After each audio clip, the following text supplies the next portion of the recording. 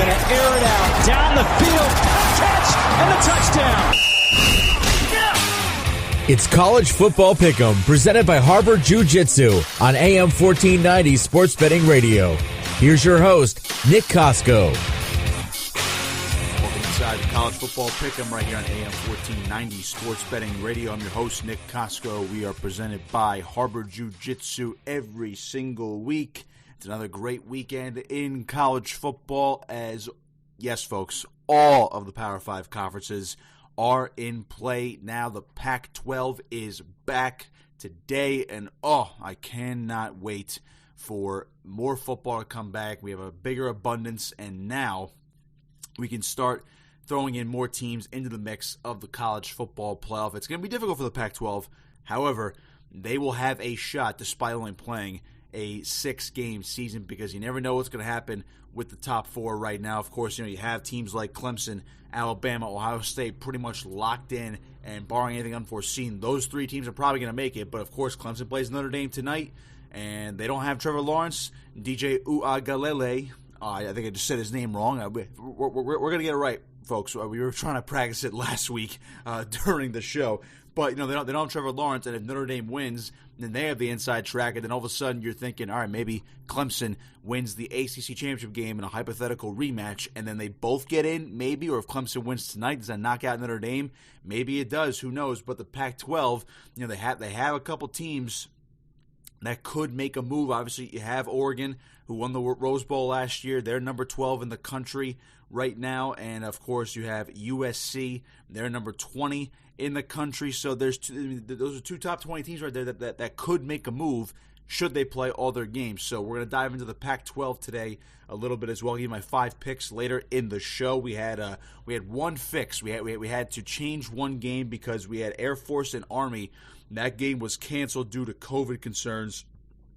And that game at this point will not be made up, but there is confidence that they might be able to work something out despite the fact that both those academy schools don't have the same bye week, or open week, I should say. But we originally had Army -6, and I was telling our good buddy Rich Quinones, who hosts Back Your Play on AM 1490 Tuesdays and Wednesdays 4 to 6, I was telling him that you have to take Army in this one because they have been so dominant. I don't know if Air Force can hold off Army's run game, and I liked it only because it was just below a full touchdown. So they were -6. I liked it, but unfortunately, we are going to have to replace that game. But I did find another one. Don't you guys worry. So we'll give you my 5 picks later in the show. 15, 18, and 2 on the season. I had a 3-2 weekend last weekend, and what really burned us was Kansas State. They were +4 on the road against West Virginia. West Virginia killed them. Same goes for LSU. They were -3 on the road against Auburn. They lost 48-11, folks. So we got burned on our 2 losses, but the Texas win. Let's see what else we had. Cincinnati last week as well, and we had Indiana. -10.5 over my school, Rutgers. And like I said, folks, they are not going to, Rutgers is not going to cover it. They almost did, though, on that crazy lateral play, if you remember that from last weekend. All right, let's dive into the big news of this weekend. And in addition to games being canceled, Army and Air Force. So actually, we're going to start there because there was already a game in the Pac-12 canceled, and it's not going to be made up. So this is the problem with conferences like the Big Ten or conferences like the Pac-12. When they start this slate, they don't give themselves any breathing room, and that was a huge problem moving forward with the season. Despite, again, go back to the summer. All right, the Big Ten was the first conference to announce, all right, we're going to go conference only this year. It's safer. We can get everybody on the same page with the coronavirus testing. Fine. All right, was everybody on board with that necessarily? Not really, but they set the precedent, but they did it by themselves, and the Pac-12 just followed right after them. The Pac-12 is basically hand in hand with the Big Ten. So then everybody else waited, and they ultimately decided, all right, we're going to do conference-only schedules plus one game. Maybe a non-conference game that we can schedule during an open week that's geographically in the same area. So you're not going to get the Alabama-USC game, for example. So that's what the ACC decided to do. The SEC went with a 10-game conference-only schedule. The Big 12 did a conference-only schedule plus one, and if it worked out, and of course they gave themselves flexibility. Then the Big Ten was the first conference to pull the plug.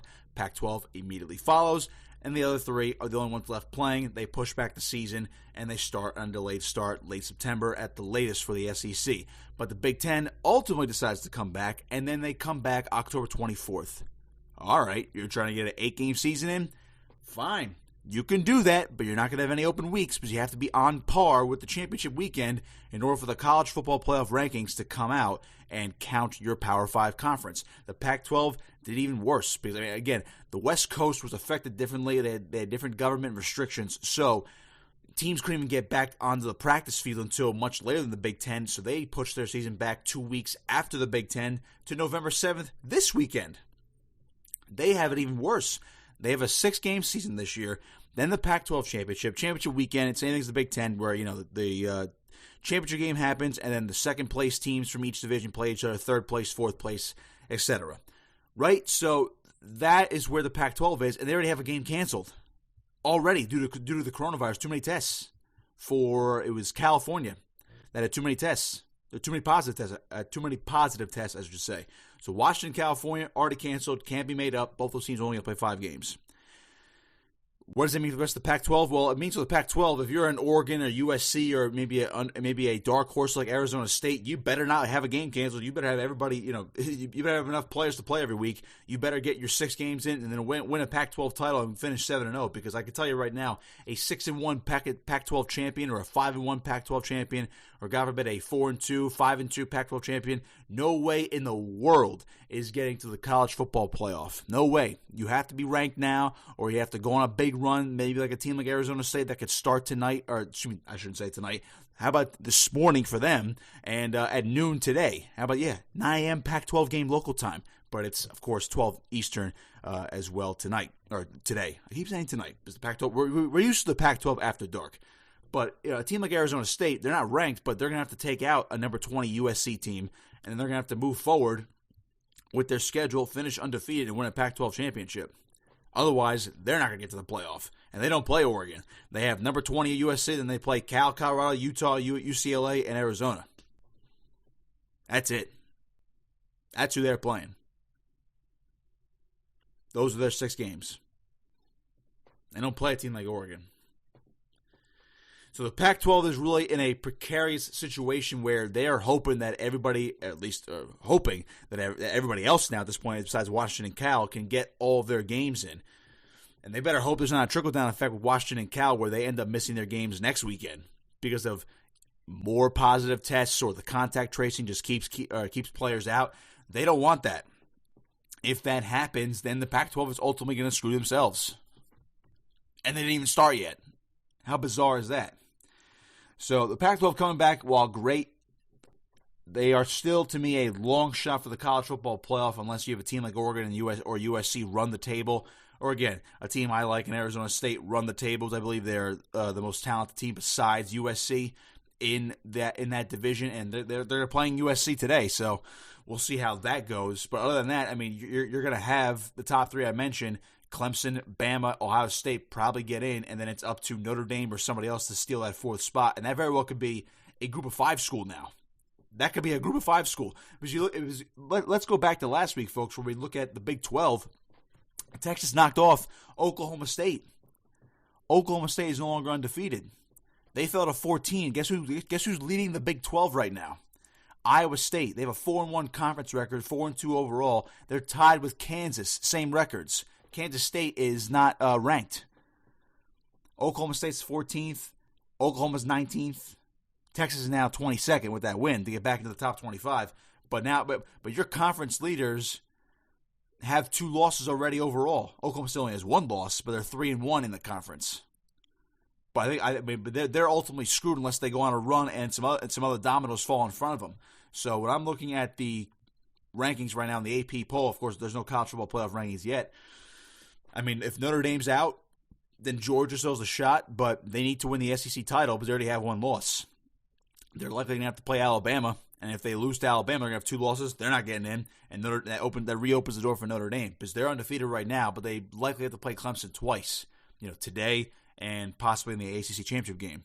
Cincinnati, by the way, group of 5 school, they're 5-0, but they're number 6 now. They moved up another spot. Cincinnati is for real, folks, and we're going to have them in our picks as well today. We'll see what their line is against Houston. But, I mean, they're in the thick of things now. They're now number 6. So the college football playoff rankings might put them in the top 6 when the first ones come out. Texas A&M is suddenly alive again. They're number 7.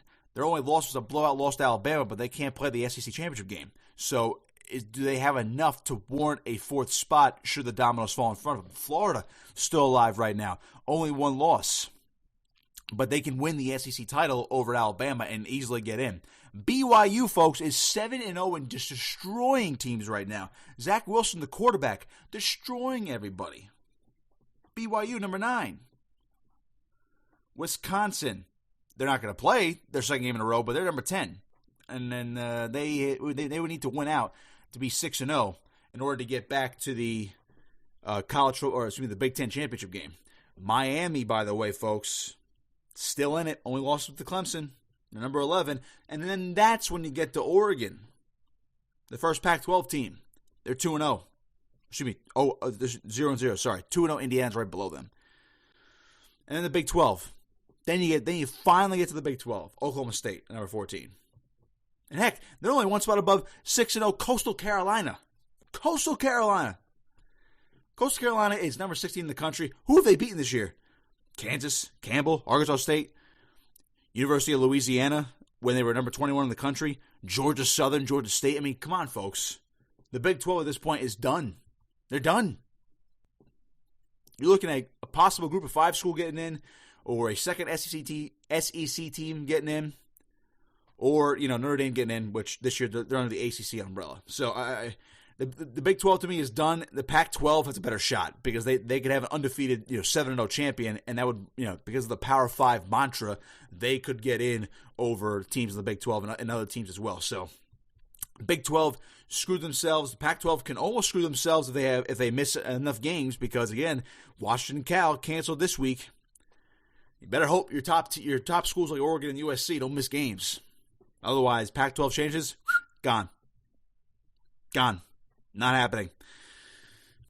What else is going on here in this week in college football? So let's talk about the Clemson situation against Notre Dame, right? DJ Uiagalelei, got it right that time. He's the quarterback again for Clemson this weekend. And,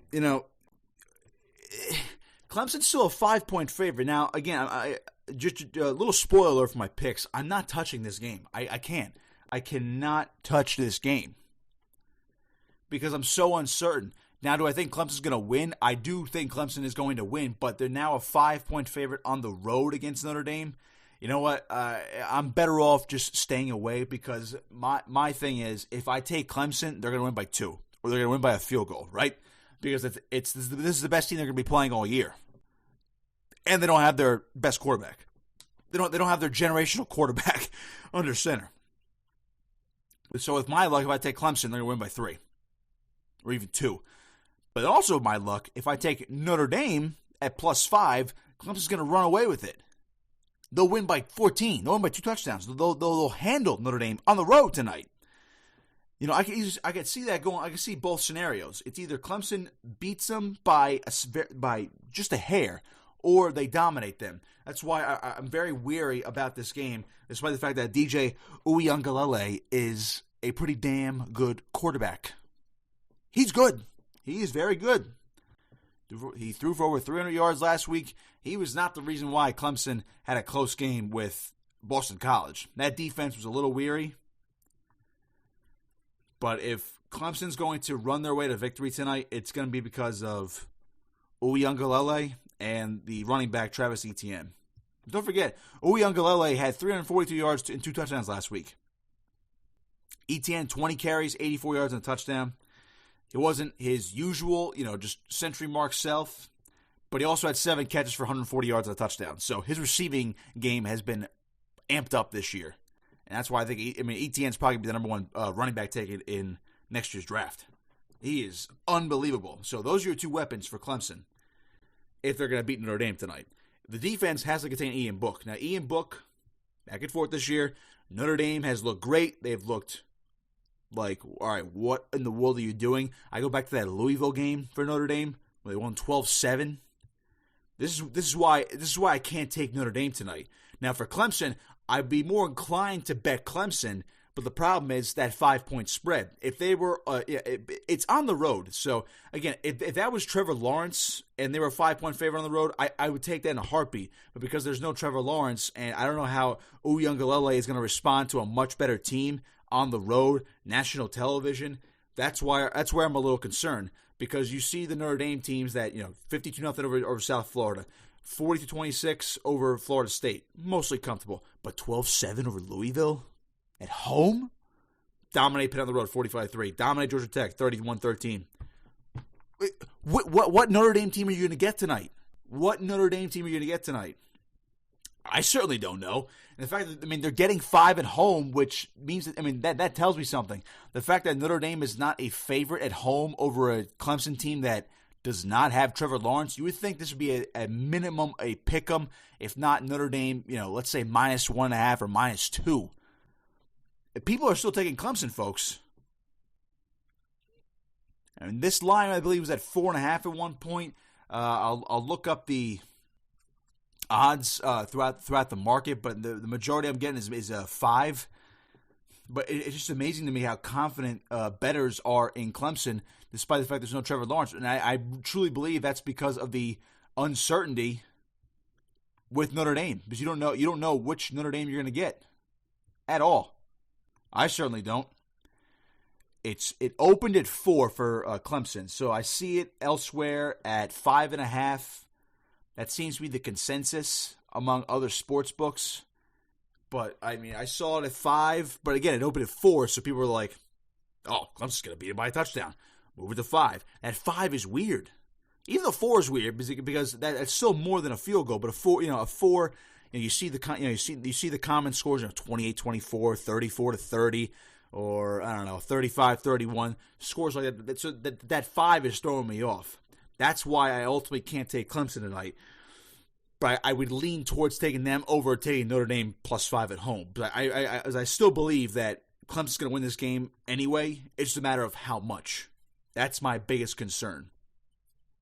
So, again, how much is Trevor Lawrence worth?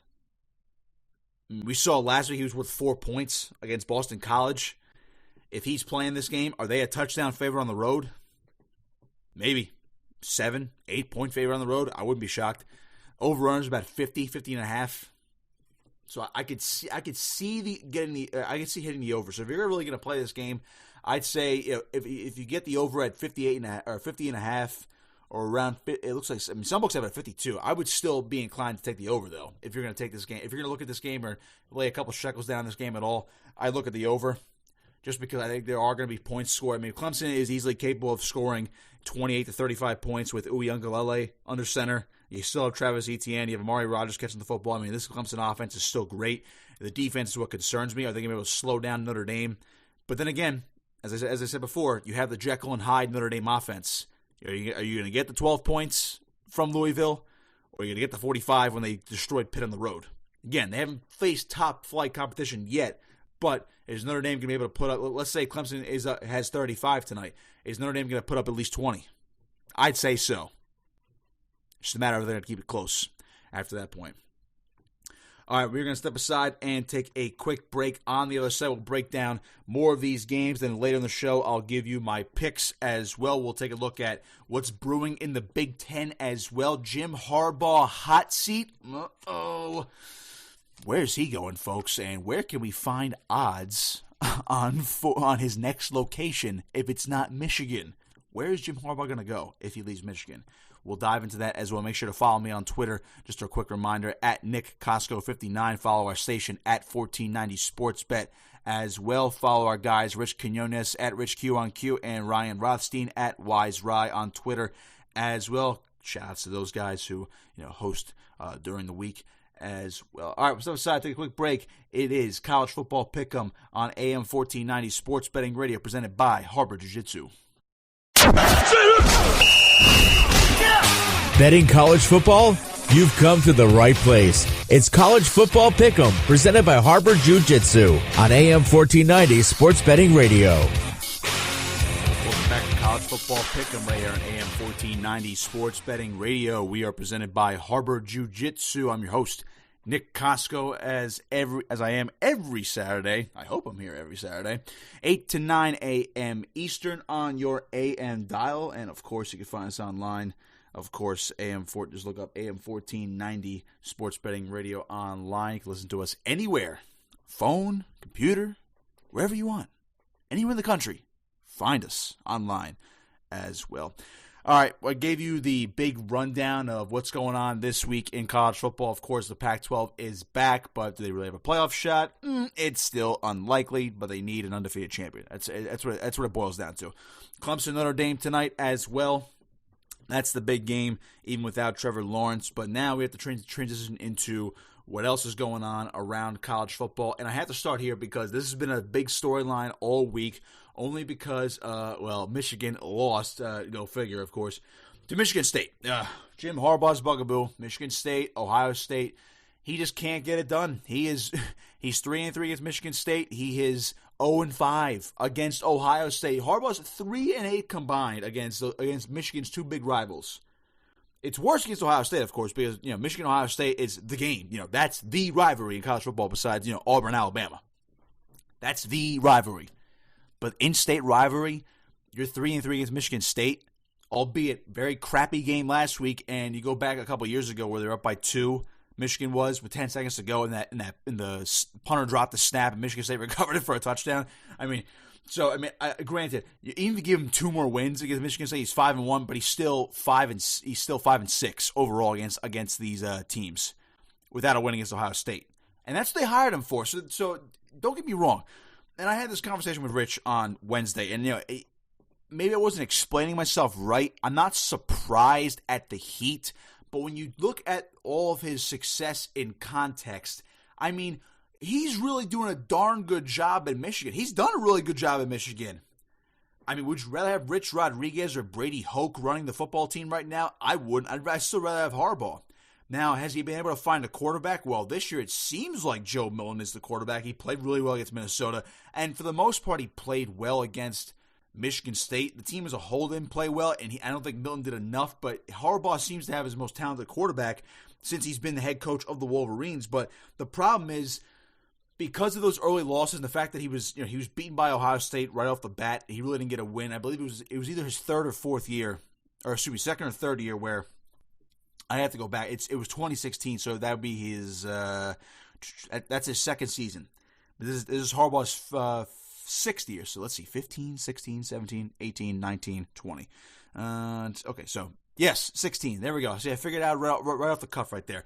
You go back to 2016, and I'm gonna look up the exact rankings because Michigan was, I believe, the number 2 team in the country going into the final week, right? And of course, who do they play the final week? Ohio State. This was the big opportunity for the Michigan Wolverines. Sorry, okay, flip that. They were number 3. Ohio State was number 2. Michigan was undefeated, though. Don't forget. 1, 2, 3, 4, 5, 6, 7, 8. They were 9-0 after November 5th, back in 2016. And here's where I'm going with this. They were number 2 in the country. They go at Iowa, right? The very next week. Primetime game, ABC. It was 14-13. All right. Oh, no, that's the end of Michigan. Not so fast. The number 4 the next week, right? They beat Indiana. They squeak out a victory 20-10 at home. Move back up to number 3. But who's number 2? Ohio State. Michigan is number 3 at the time. Ohio State is number 2 at the time. They already had a loss as well, Ohio State.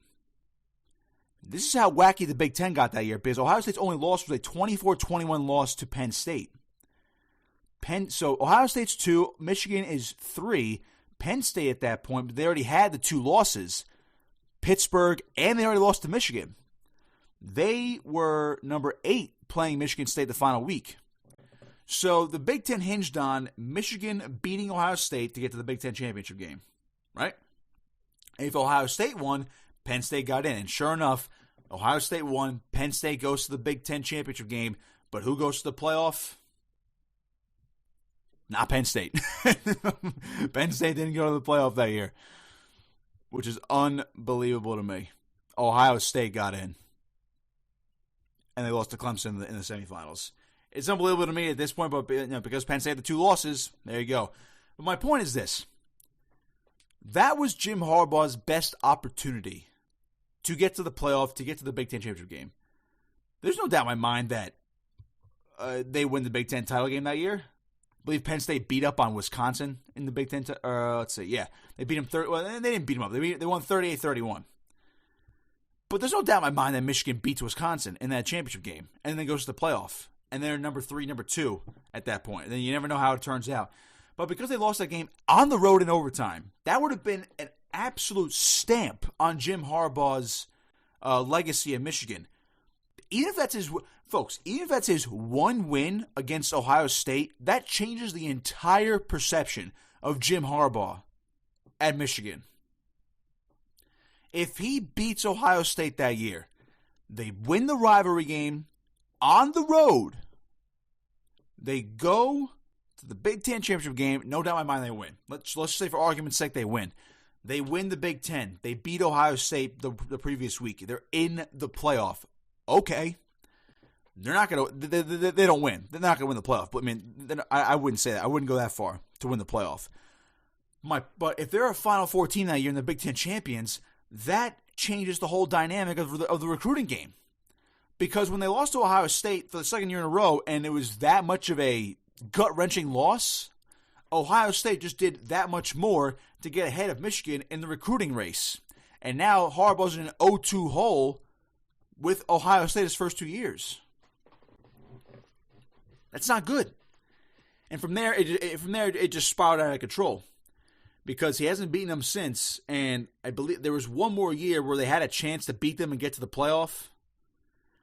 It was in 2017, but they finished with 5 total losses. Let's see. I believe it might have been 2018, and that's when they were blown out. Let's take it. Okay. So here you go. Michigan lost their opening game to Notre Dame, right?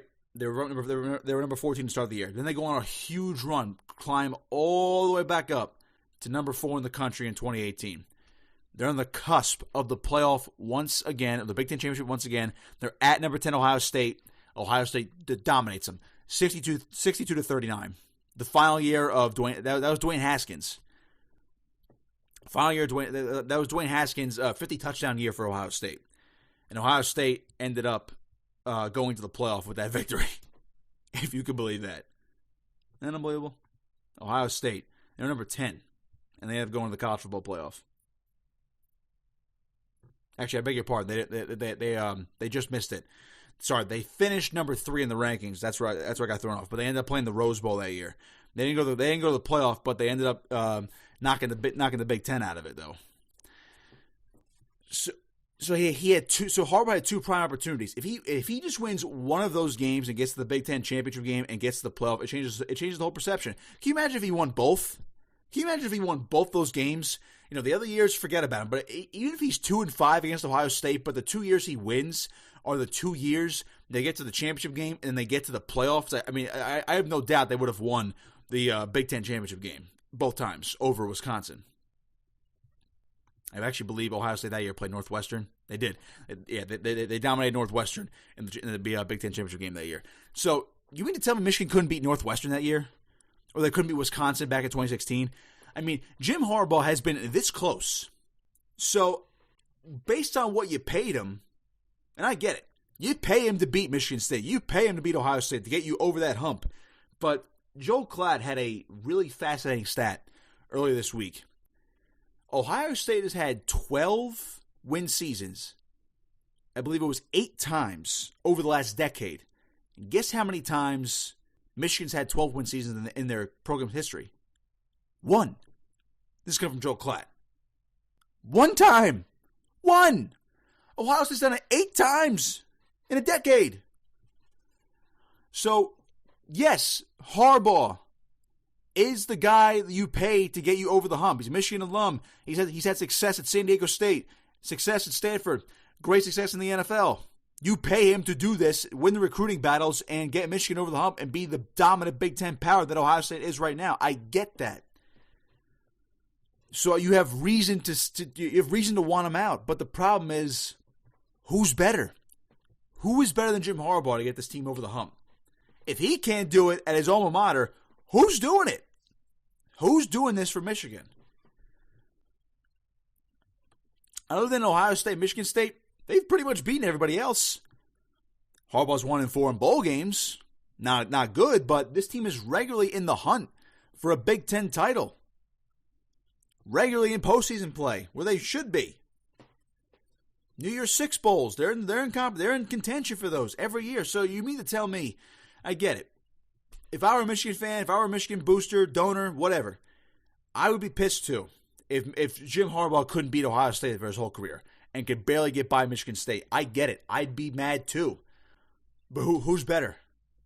And it was still fascinating to me that when you look at the odds before the season started, the odds on the first Big Ten coach to get fired, Lovie Smith was first at plus 200. He's at Illinois. Scott Frost, Nebraska's head coach, was plus 225. Harbaugh and Pat Fitzgerald of Northwestern, tied for third at plus 500. He had the third highest odds to be the first coach fired. Tom Allen doing a good job right now in Indiana through 2 games. Jeff Brom, plus 900 at Purdue. Whatever. Kirk Ferentz, plus 1,200. There were some little off-season issues, but, Kirk Ferentz has been there for a long time. You're not going to fire. Mike Loxley, you got to give him more time, so he's plus 1,400. Paul Chryst, Wisconsin, he was at plus 2,000 at the start of the year. Now they've had 2 games canceled due to COVID, and they look like they're a top 10 team still at the moment, but it's probably a wash. PJ Fleck, great historic season in Minnesota last year. They're not good right now, 0-2 this year, but he was plus 2,500, so he's not going to go anywhere. Mel Tucker, first year for Michigan State, plus 3,300. When they lost to Rutgers week 1, I think Michigan State was questioning themselves. But speaking of Rutgers, Greg Schiano, plus 5,000 first year. He's Schiano's locked into Rutgers for the next 5-6 years, no matter what happens. James Franklin, Penn State, plus 5,000. How you really placing odds on them unless they totally collapse this year? And of course, Ryan Day at plus 10,000. Plus 10,000 be the first Big Ten coach fired this year. He ain't going anywhere. So the fact that Harbaugh and Michigan is that high up, it just goes to show you the unrest at Michigan right now. So where's he going to go? Rich mentioned, does Jerry Jones of the Cowboys make a phone call this year to get him back to the NFL? And there's reports out there that Harbaugh wouldn't rule out a return to the NFL. There are national pundits saying that Jim Harbaugh should go back to the NFL. And just have enough of this mess that is Michigan right now. Not that it's necessarily a mess, but the problem is there is so much expectation for Jim Harbaugh right now to have this overwhelming success at Michigan, to constantly win Big Ten. Basically, they wanted Harbaugh to have Michigan where Ohio State is right now.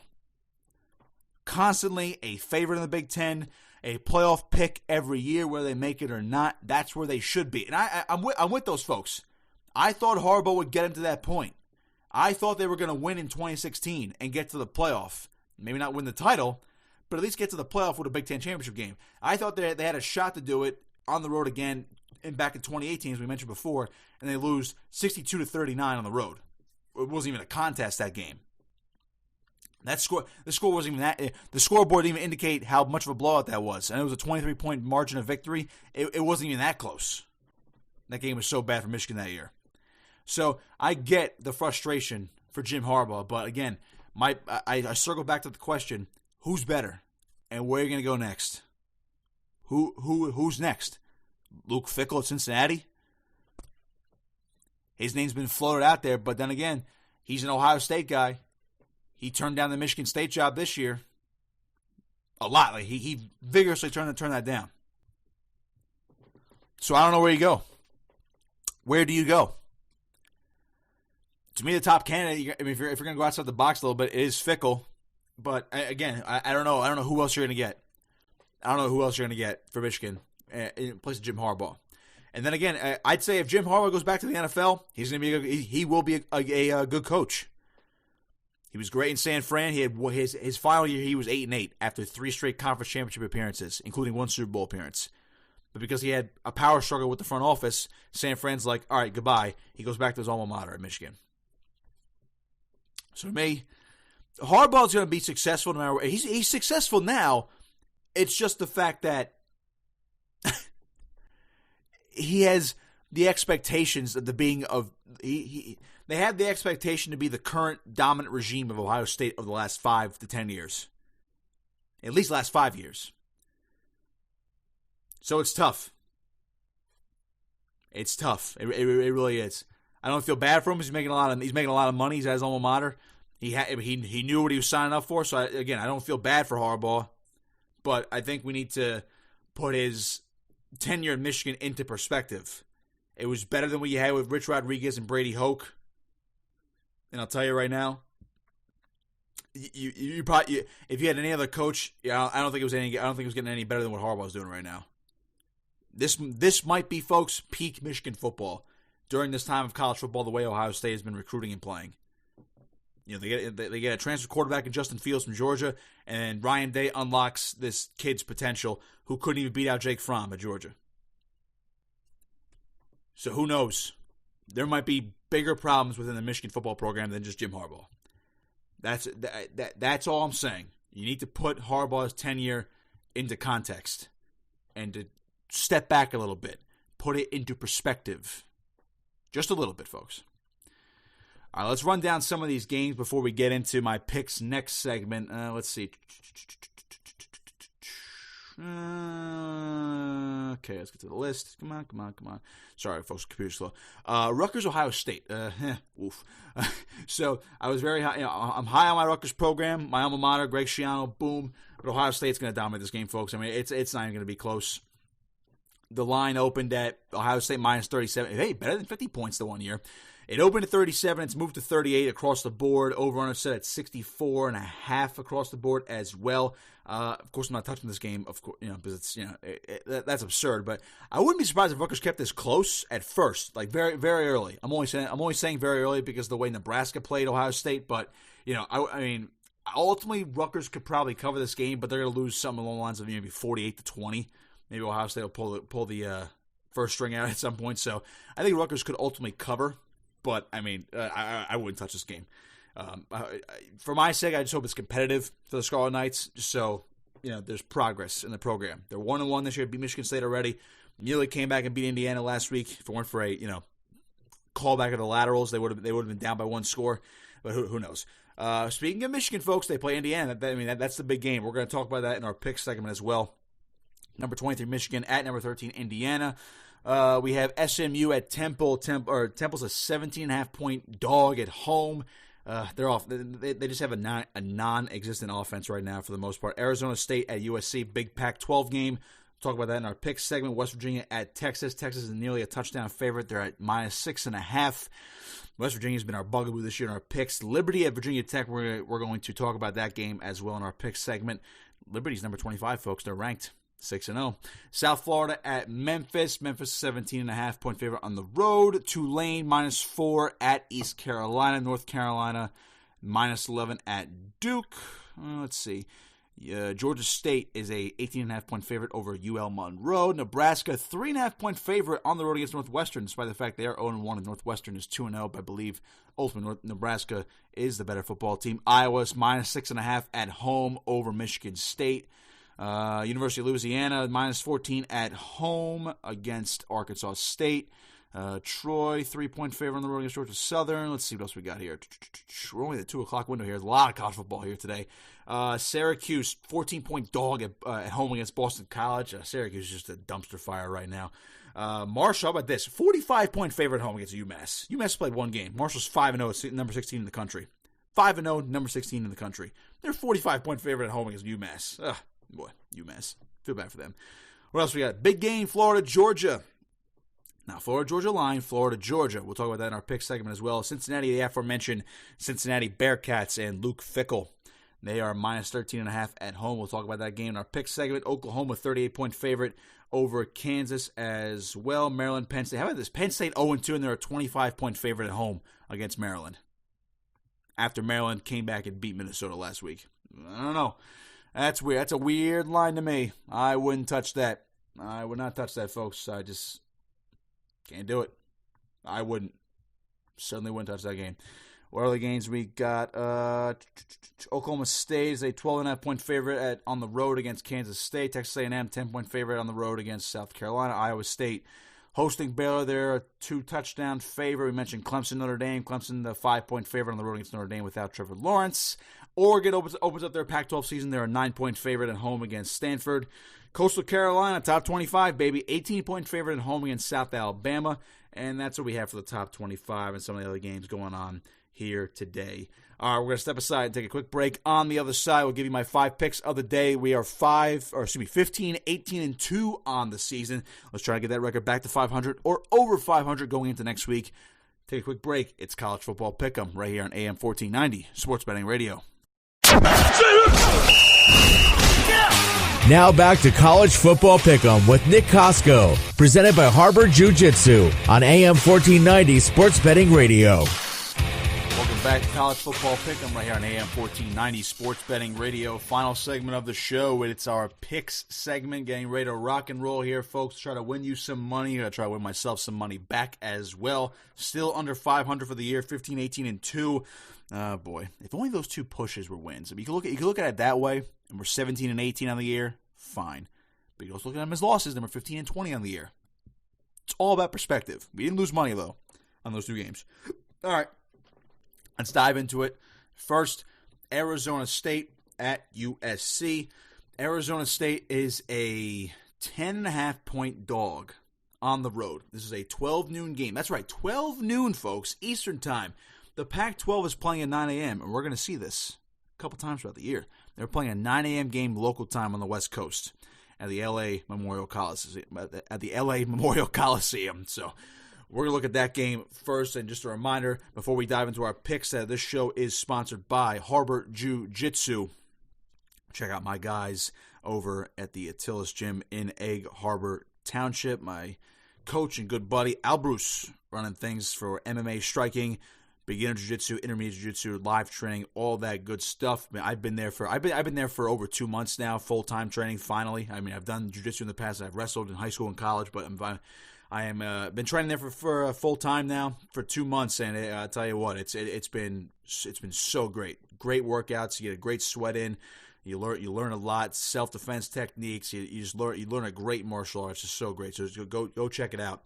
Find Harbor Jiu Jitsu on Instagram and Facebook as well. Again, located inside the Attilas Gym in Egg Harbor Township. All right.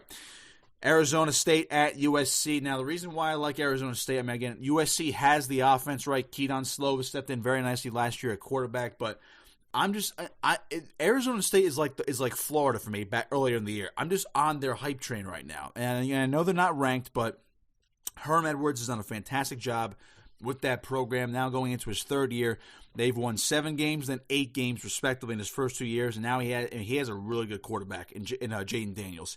He had 17 touchdowns, just 2 picks last year, I believe, right around the mark of 3,000 yards last year. So he's very efficient. He's a very efficient quarterback. He was only a freshman last year, so he can only get better at this point. So I like Arizona State on the road, and that's just a huge margin. And even if they don't win, I think this is going to be a tight game this afternoon. So I do like Arizona State plus 10.5 on the road at USC. So give me the Sun Devils, Herm Edwards, and Jaden Daniels. And hello.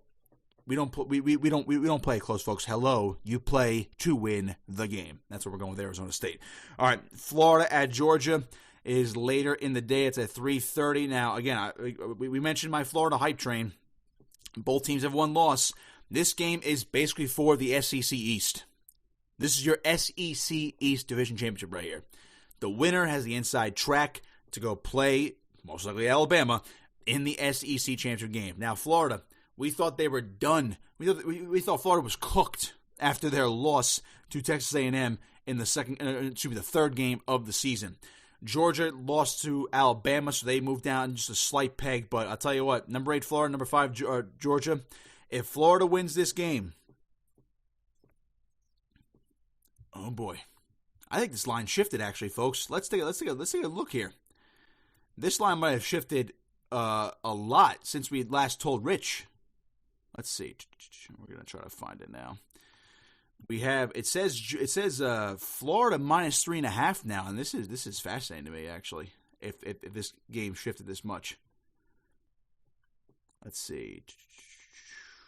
All right, that's an error on the ESPN score bugs. I mean, I knew we had this game somewhere else. We had Florida plus 3.5, and I don't see anywhere with the sports books that Florida is a favorite. So Florida's not the favorite. So I was about to just say we're throwing this game out. But Georgia is a 3.5 point favorite at home.